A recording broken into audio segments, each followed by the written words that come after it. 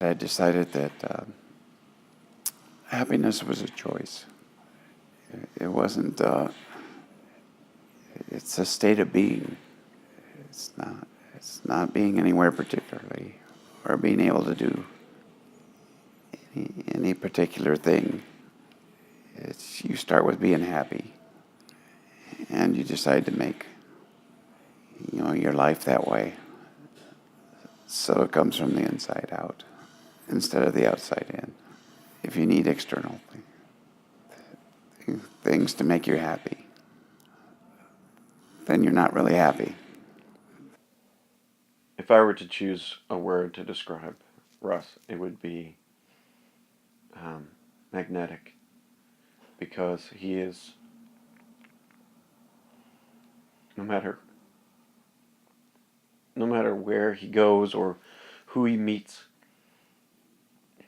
good people Lost of people. are attracted to him somehow. He can talk to anybody. He's the type of guy who can, if somehow he ended up in some other country and couldn't speak the language, somehow he would make friends. Hi, my name is Bill Coyle. I am the owner of Mr. Bill Fitness here in Maywood. I have had the honor of being friends and trainer of Russ Deihl for the past 7-8 years now. And one day, along my sidewalk came this long, gangly armed individual walking down the sidewalk and comes bopping into the gym about how he wants to improve his well-being and get healthier. Hi, I'm Randy Barr. I guess I met Russell Deihl some 20 years ago as in the course of business. I work in municipal government. He obviously supplied municipal software for tax collection finances, and wasn't long after that we became friends on a social basis. I'm David Lender. I'm a friend of Russ Deihls from the gym, Mr. Bill Fitness, which is where I met him and where we became good friends. I'm Alisanne Peretti. I think I first met Russ in 1991.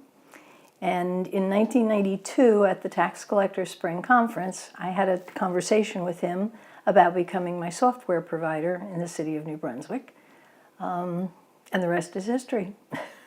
One of the first times I met him, I was in charge of helping the vendors set up at a conference, and he came in early, set up, and I was helping him set things up, and he was looking for an extra table. So, yeah, we went in the back of the rooms into the kitchen areas and everything, and grabbed a table for him. He didn't have any qualms when I said, you know what, I'm going to go get a beer. And he said, oh, get me one too. Last August, a couple weeks before the injury, supermoon, we're up in Greenwood Lake. We walk into this bar. We are not the locals walking into this bar, and we were the minority there. We walk in. Russ walks over to the pool table, puts money down. All right, we got next game. I'm like, oh boy. So Russ goes in. He's playing the game, and Russ is just having a good time. He's talking to the people, and they weren't smiling very much at us. So he was having a good time. And make a long story short, Russ lost the game, and he bet push-ups, which somehow I got to do the push-ups. But he actually made the people laugh after a while. After that, we're having beer and drinking with them. Russ is the kind of character that can walk into any room, okay, and make people feel comfortable about the situation. So about 9 years ago, I met Russ, and he welcomed me right away.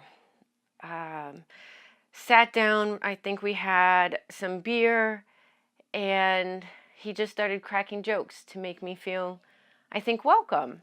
I met Russ through the gym and through boot camp at first, and then subsequent to that, we started to do other things outside of boot camp and the gym, such as these really ridiculous hash runs.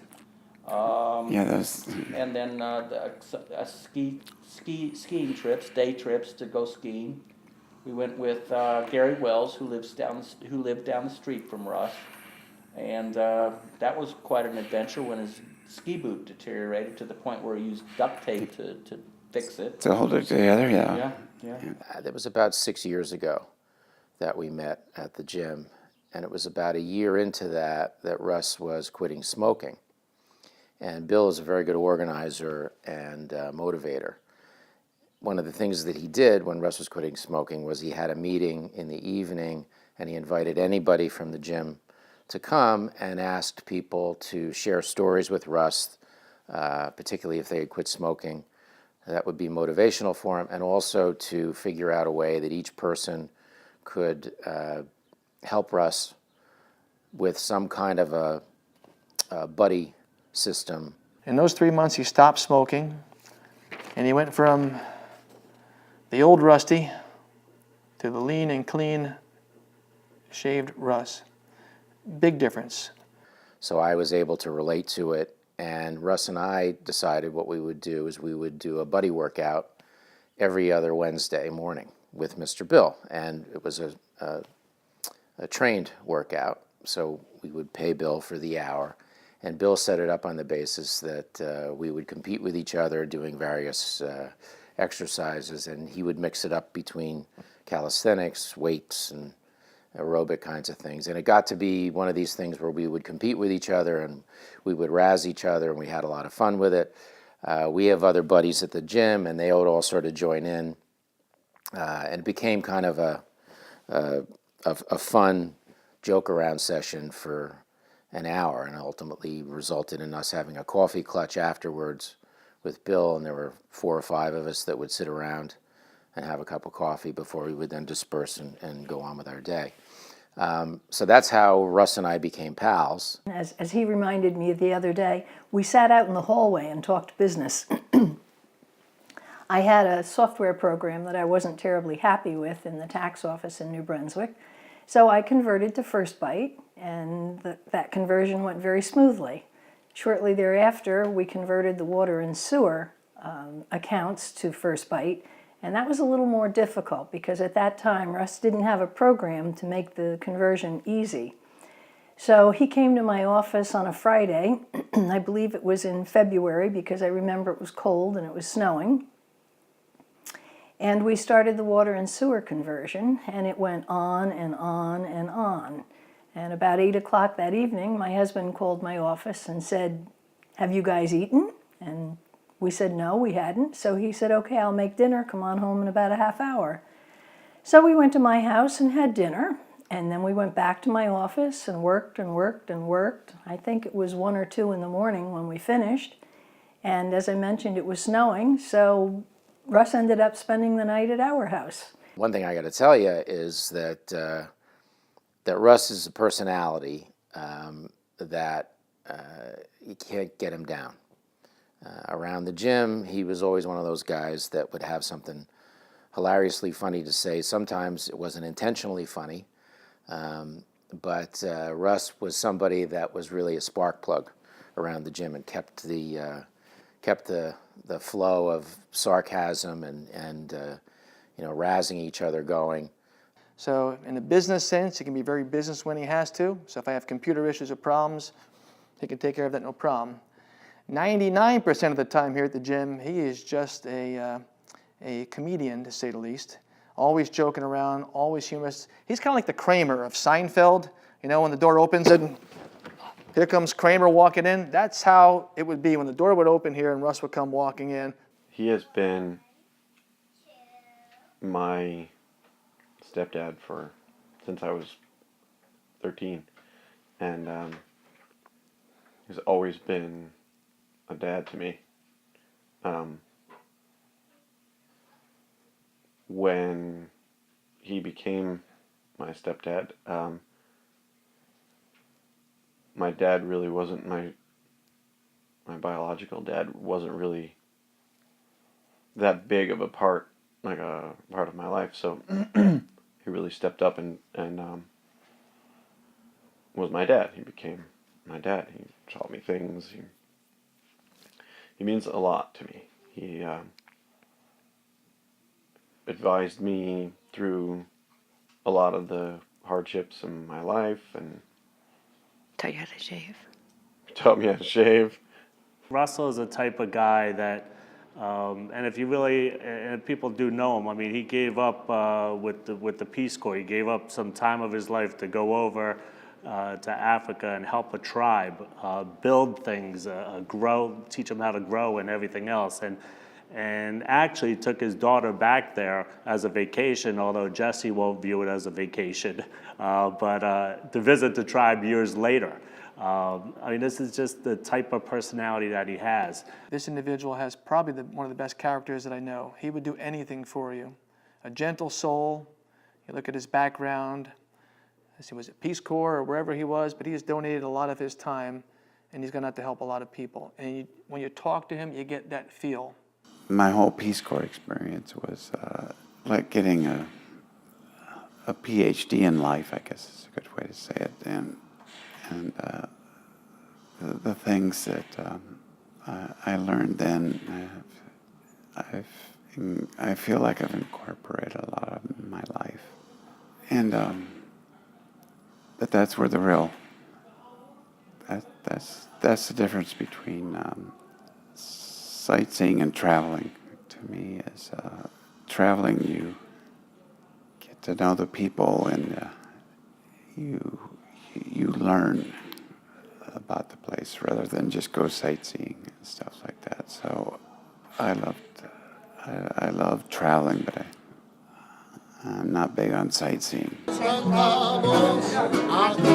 This is in Spanish. Oh, yeah. Feliz cumpleaños in Spanish. Mexico, 1560, San Sebastian. What happens in Mexico Station? Is that correct?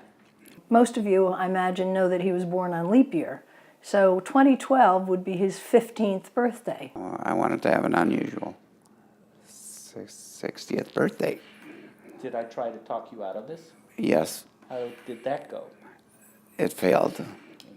So he had planned this trip down to Mexico to visit friends of ours, Alice Ann and Tom. He came over one day, and my husband basically tried to talk him out of it because he said, "Russ, I like you a lot. It's not safe to ride motorcycles down Baja and back." And we brainstormed, and we came up with this idea to do this ATV trip. When Russ invited me to go, it was kind of an awkward situation at first. I didn't know if he meant just him and I at first, but it wasn't. There was a whole bunch of people going on. And I went home and told my wife, I said, this was a really nice, generous offer. I feel awkward saying yes, but something about this invitation, I really wanted to go because we had been friends, hanging out, watching games, having a couple beers here and there, doing running events, having a beer here and there, playing checkers here, having a beer, whatever it was, but we have a beer once in a while. But we were getting close, and I felt like going on this trip was going to help us establish a really close friendship, and it did. Alice Ann and Tom told us that they always have a tradition of new people coming to visit them in Mexico, that we have a beer in the parking lot. And being that we all got there, I don't know, 10:30, 11 o'clock in the morning, and nobody had an issue with drinking beer in the parking lot, I knew I was with the right crowd. So we met them at the airport, and my husband had our Blazer station wagon, and all the luggage went in the Blazer, and he cracked open the cooler. We all stood there, drinking beers in the parking lot of the airport. So Tom took the luggage back to the house, and I put the rest of them on a city bus because they wanted to experience the real Mexico. It was an adventurous trip. We had breakfast at our house, and then we went down the street about a mile from us. We walked down to a place where they rent ATVs. And we knew where we wanted to take them on the ATVs, but we were having trouble finding an ATV provider who would take them up the mountains and stay overnight. They had day trips up, but it was along the main road, and my husband wasn't happy about driving the ATVs on the road. You go from sea level to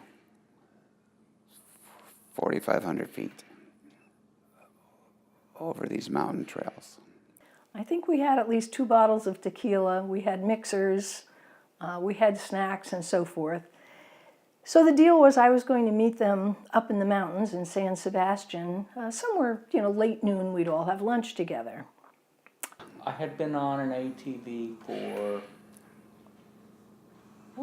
3 minutes by the time we got to the tunnel. And That was under construction, by the way. yes, and so the guide told Allison that we'd be up there by noon. That 3-hour tour turned into a 9-hour, 3-mountain pass adventure over the mountains with Jaguar signs all over the place. I think the cartels were in the mountains with scopes on us at the same time. But we'll get there soon. It's just around the corner. It's all I kept hearing. Just around the corner. We're almost there. So about 1 o'clock, I showed up in town and they weren't there. Nobody had seen them. Nothing was going on. It's a dinky little town called San Sebastian. So I hung around for an hour or so and had a beer, and they still didn't come. It was 2 o'clock, and I said, well, the heck with them. I haven't eaten lunch, so I ate lunch. There were some issues with the pathway, let's say. And somebody veered from the pathway in a rather dramatic way. Dramatic? Yeah, or traumatic? But maybe both. Well, then it was 3 o'clock. So the place we were going to stay is called the Hacienda Jalisco. So I drove over there. I thought, well, perhaps they got there so early they had lunch and didn't wait for me. So I went to the Hacienda, and when I got there, the manager, Joe, said, nope, he hadn't seen hide nor hair of him. What did your daughter say? We killed Andy. I think that's what she said. And what did I remind you guys of? There's an ATV on me. There's a friggin' ATV on me. I actually used a different word, but yes, that's you got the fundamental gist of what I said. So we stood around and chatted for a while, and I took the luggage up to their rooms and so forth, and Joe and I ended up having a beer together, and while we were standing there, his one dog started to bark, and he said, dog hears a motor. Well, I didn't hear anything. And then finally he said, lots of motors. He said, yep, it's them, they're on their way. We ended up at the Hacienda Jalisco. And let's just say we had a good time. We had snacks and 2 cases of beer and plenty of tequila. Mr. Bill serenaded us that evening. We borrowed a guitar from a friend of ours, and we all sat around the fire after dinner and howled at the moon, so to speak. We stayed at an old silver mine with no electric. The guy that ran the place bought food every day. Spectacular food at the Hacienda Jalisco, and the racia. Homemade racia. Oh my goodness. It's because you can't call it tequila. You can't call it tequila because it's denomination controlled. It was an incredible weekend. That's the first time I actually met Jessie, his daughter, girlfriend of hers, Tatiana, Bill from Mr. Bill Fitness, and Andy. Russ did mention to my husband a little bit later that he had wanted an adventure, but he said he thought maybe his friends had had more adventure than they had bargained for. So the last night we ended up going to a very Mexican seafood restaurant. Needless to say, we ate and drank too much. Oh, and did I mention that I had to stop at the liquor store and get 2 more cases of beer before we went? Because, we were at the house for an hour or 2, and that was plenty of time. So the guys at the liquor store got to know me very well those 3 or 4 days. So that was the Russell birthday adventure, and he gave us each a baseball cap that said 1560 San Sebastian. And the way everybody connected and the experience we had, and it just, it probably couldn't be duplicated. It just came together. The stars aligned, and everybody had a kick-ass experience. That changed all of us. We all came back changed, and that's the neatest part. When you have a chance to experience life, because like my example, you never know what's going to happen to you or when it's going to happen to you. So if you delay, you're silly, You have to go do the things you want when you can do them, because you might not get a second chance. So you should live your life without regrets, So those things you want to do them and don't put them off.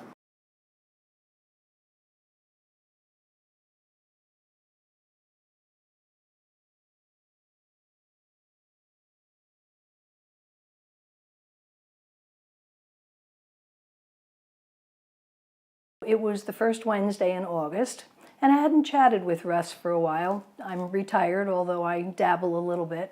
So I had reached out to him and called him and got his voicemail.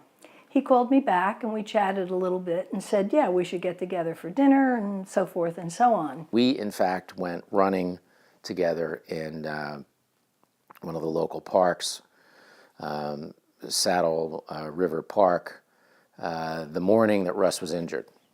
We did about 4 or 5 miles. I forget how long it was. We would just chat and run. It was a nice experience, relaxing in that park. And we had breakfast that morning together. I learned that evening, late that evening, that Russ had had this horrible injury. I had gotten a call that Russ was in the hospital. We didn't know the extent of it. I called Billy. And after we talked to Jess and found out that he was unconscious, we went to Long Island, New York to see him at the hospital. And it was the scariest thing I think we've both ever experienced. There was an email message from Jim, Russ's brother-in-law. I thought it was junk mail, some kind of spam going on. But the Jim and Russ connection, I clicked on it, and it was Jim's brother-in-law from Michigan. And all he said was, Russ has had a horrible accident. He's critical right now, and I don't know the status. The next morning, I got an email from Mr. Bill Coyle, Mr. Bill Fitness, indicating that Russ had had the accident and basically what had happened. And in terms of my reaction, I have to say that I was absolutely devastated. When I got the news, I was actually at home. First thing in the morning, I got a text from Mr. Bill telling me that Russell was in a very serious accident and that he was in the hospital in intensive care. It really shocked my system to process what had happened. Doing something perfectly ordinary, diving into the water at the beach in the summer is something that we've all done. We did the exact same thing. I just wanted to go in the water, and he just wanted to go in. That's what he went. Hey Jess, how's it going? I'll be right back. I'm gonna go get wet. And he went to get wet and didn't come back. And she saw lifeguards go, and then everything just happened after that. He didn't even sit down and talk to her. He just said, "Hey, I'll be right back." And then go get wet. And that's that's what I wanted to do. And Jim basically said, it's not looking too good. It's a critical injury. I think it's to his neck. He may have broken his neck. He was unconscious. My throat just fell into my chest. He's come a long ways, though. I mean, this happened, I think, 8 months ago, and he's without the tubes, and he can talk, and it feels like he's back to himself with his humor and his goofiness and the Russ we know and love. Russ is just that kind of guy with that positive attitude, and I simply admire him greatly. It has really been, for me personally, and I know I've heard other people say the same thing, amazing as a takeaway for us from seeing how Russ has dealt with all this. The most important thing, I guess we can all take from it, is that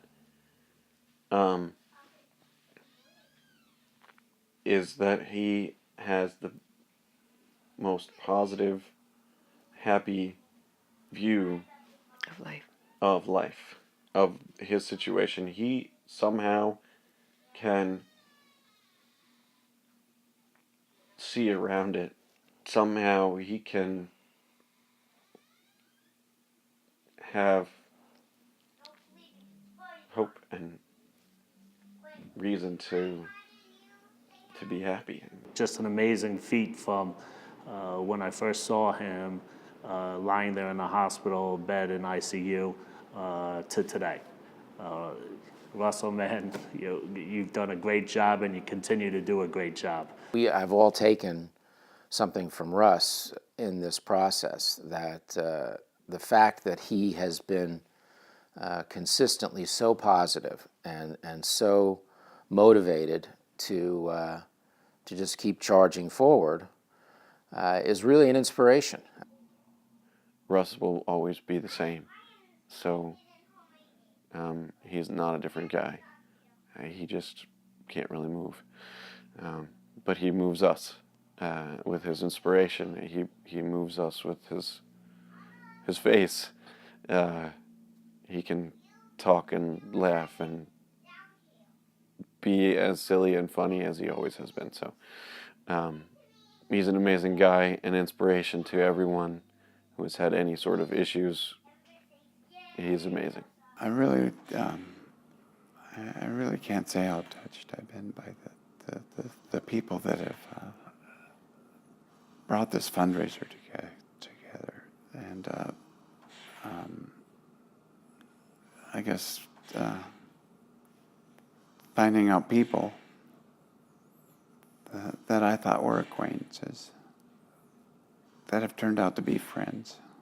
Russell's going to need a lot of items that may not be covered fully by Medicare or his insurance, or just things that absolutely won't be covered at all. He is unable to care for himself. So he needs all of our help and support. I had a conversation yesterday, Easter Sunday, with my stepdaughter who doesn't know Russ, but we were talking about the benefit and talking about Russell. And, she asked me some questions: what happened, how is he, how's he doing, so forth and so on. So I mentioned to her about the benefit on the 19th of April, and she said, "Oh, I can't go, I'll be in Europe." She said, "But I want to make a donation. Let me know how I can help." And she did. We have a website up. Bill has put up a website, Mr. Bill and Mr. Bill Fitness. It's this GoFundMe website. Our goals are pretty simplistic. Raise as much money as we can for Russ for either his electronic wheelchair, future medical needs, anything that this person possibly needs. We're trying to raise money for. We need your help, and it would be a great way to help my dad. All these things are going to be essential for his living a full life, which, as anybody that knows Russell is willing, he's wants to do. If you can make a donation to support a fantastic person who had one horrible second in his life go wrong, this is what we need to do, folks. He's a great guy and needs our support. Look, this could have been any of us. This could have been you. Could have been me.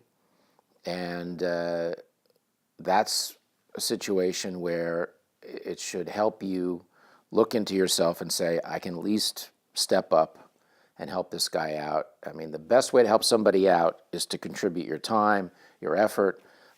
It's very easy to reach into your pocket and pull out a few bucks. There's too many people to name, but I know Big Brian, Mark O'Grady, Mr. Bill,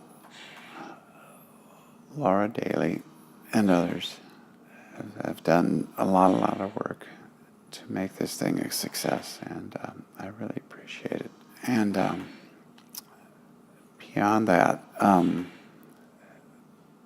the people that have self-designated them as my support group, and they are on call and giving me not just lip service, but they actually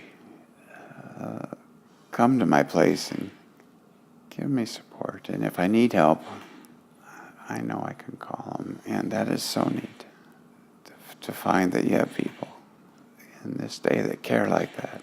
It's just, that's what keeps me going. You know, that there's these kind of people in this world. And they really mean it. They really do make a big difference to me. And I appreciate them a lot. And I'd like to give a special thanks to Dave Lender, who helped me with my business after I left and couldn't run it. And he helped me sell it, and he provided me a great service. And I can't believe the amount of time and energy he spent, and I can never repay him. But these people seem to be doing it because they want to be doing it, which it took me a while to realize that people want to give, you know, and you got to let yourself know how to receive, and that's what completes the energy cycle. You know, if you're always giving or always taking, you got a plus or you got a minus. You don't have a cycle. But if you know how to give and you know how to receive, then you have a cycle, a complete circle. And so the energy continues to flow. So I guess I'm learning how to receive. Hello on this excellent afternoon, and greetings from the other side of the Atlantic, from North Friesland in Germany. I wish I could be there together with you today. My name is Barne. Russ is my cousin, the best.